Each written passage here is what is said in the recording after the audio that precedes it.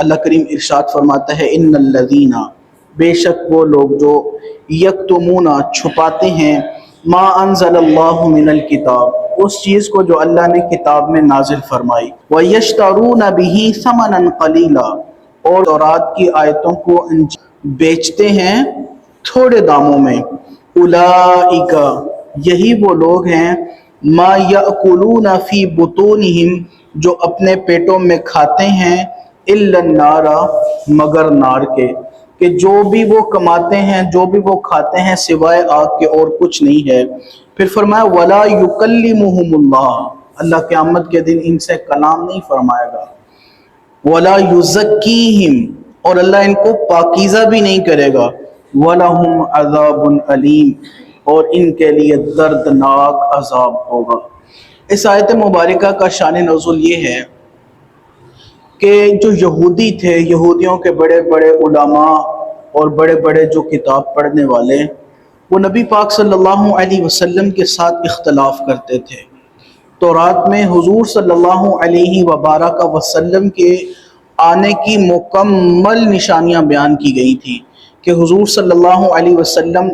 کیسے تشریف لائیں گے، حضور کا حلیہ مبارک کیا ہوگا، حضور سرور عالم صلی اللہ علیہ وسلم کا قد مبارک کتنا ہوگا، حضور صلی اللہ علیہ وسلم کی رنگت کیسی ہوگی، حضور کے اوصاف کیسے ہوں گے، یہ ساری چیزیں تورات میں ذکر تھی۔ اور جو یہودی تھے بڑی ہی بے صبری سے سرکار عالم صلی اللہ علیہ وبارک وسلم کے آنے کا انتظار کرتے تھے، اور وہ نیت کرتے تھے کہ جیسے ہی حضور تشریف لائیں گے نبی آخر الزمان، ہم فوراً ان کی تصدیق کریں گے، ان کا کلمہ پڑھیں گے۔ بلکہ ایسے بھی ہیں کہ نبی پاک صلی اللہ علیہ وسلم کی آمد سے قبل یہ یہودی حضور سرور عالم صلی اللہ علیہ وسلم کا وسیلہ پیش کیا کرتے تھے۔ کوئی بھی معاملہ ہوتا تو حضور کا نام لے کر وسیلہ پیش کرتے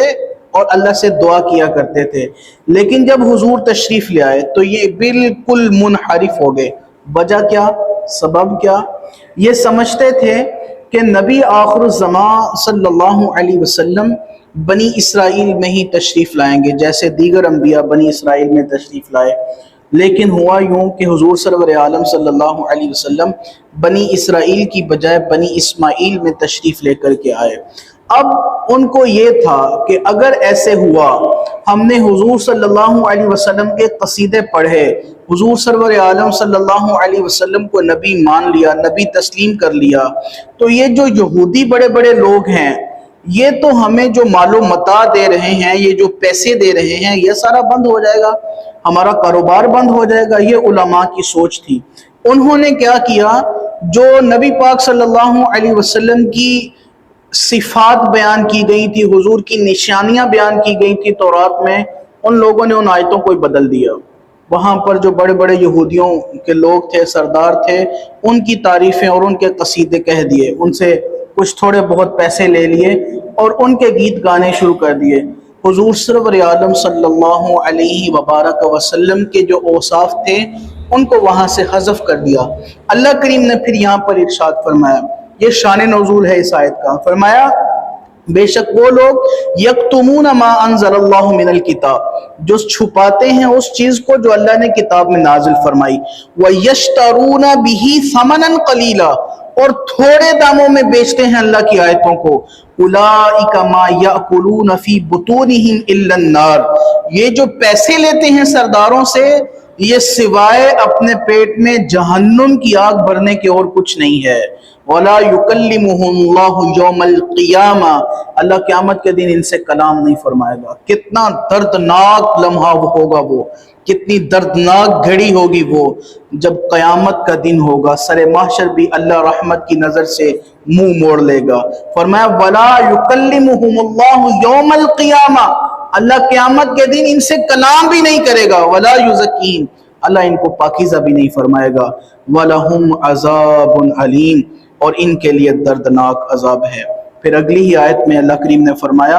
اولئک الذین، یہی وہ لوگ ہیں، اولئک الذین اشتروا الضلالۃ بالہدی، یہی وہ لوگ ہیں جنہوں نے گمراہی کو خرید لیا ہدایت کے بدلے، والعذاب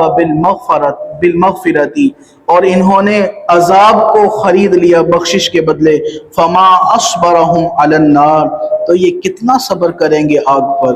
یہ کتنا برداشت کریں گے آگ کو۔ اللہ رب العزت نے اس آیت مبارکہ میں کھول کر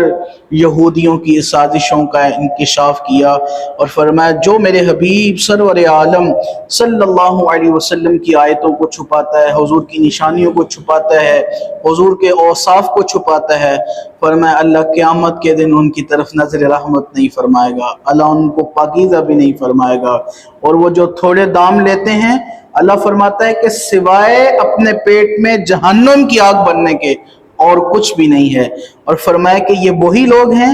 جنہوں نے ہدایت کے بدلے گمراہی کو خریدا، جنہوں نے بخشش کے بدلے عذاب کو خریدا۔ پھر فرمایا فما اصبرہم علی النار، تو پھر یہ قیامت کے دن آگ پر کتنا صبر کریں گے، ہمیشہ ہمیشہ کے لیے عذاب ہوگا۔ جو ایک دفعہ جہنم میں پھینک دیا گیا تو پھر دوبارہ جہنم سے نہیں نکالا جائے گا۔ قیامت کے بارے میں احادیث مبارکہ میں بیان کیا گیا ہے، جنتی جنت میں چلے جائیں گے، جہنمی جہنم میں چلے جائیں گے۔ جنت اور جہنم کے درمیان موت جو ہے ایک مینڈے کی شکل میں ہوگی، اس کو ذبح کر دیا جائے گا، پھر کسی کو موت نہیں آئے گی۔ جو جنت میں ہے وہ ہمیشہ ہمیشہ کے لیے جنتی ہے اور جنت میں رہے گا، اور جو جہنمی ہے جہنم میں چلا گیا، موت کو ذبح کر دیا گیا، اب موت پلٹ کر نہیں آئے گی، وہ ہمیشہ ہمیشہ کے لیے جہنم میں رہے گا۔ خالق کائنات اللہ عز و جل کی بارگاہ میں دعا کرتے ہیں اللہ کریم ہمیں صحیح معنوں میں قرآن مجید پڑھنے، پڑھ کر سمجھنے اور سمجھ کر عمل کرنے کی توفیق عطا فرمائے، آمین بجاہ طہ و یاسین۔